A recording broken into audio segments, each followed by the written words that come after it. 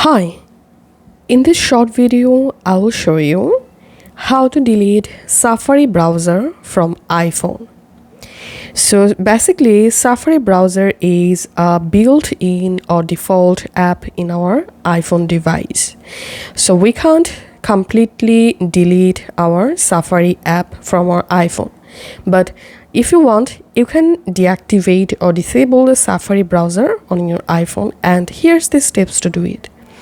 So if I go to my app library, as you can see in my app library,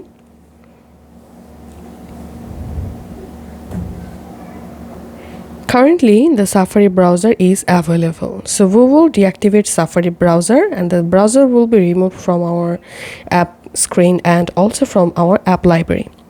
So first of all, go to your iPhone settings app and here scroll down and tap on screen time.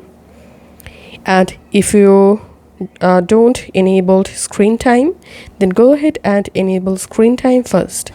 Once you successfully enabled, now here tap on content and privacy restrictions, and here enable content and privacy restrictions, and now here tap on allowed apps and features, and in this list you will find all of your iPhone default or built-in apps, also Safari.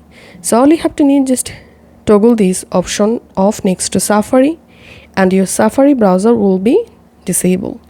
And now I'm going to my app screen. As you can see, Safari browser has been successfully removed from my app screen, also from my app library. If I search for Safari, as you can see, Safari is not available. So that's how we can do it. And to reactivate the Safari browser, do the same thing. Go to your settings app and tap on screen time, content and privacy restrictions, tap on allowed apps, and here just enable Safari option to get back the Safari.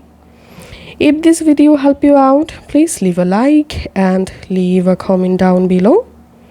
Thank you for watching.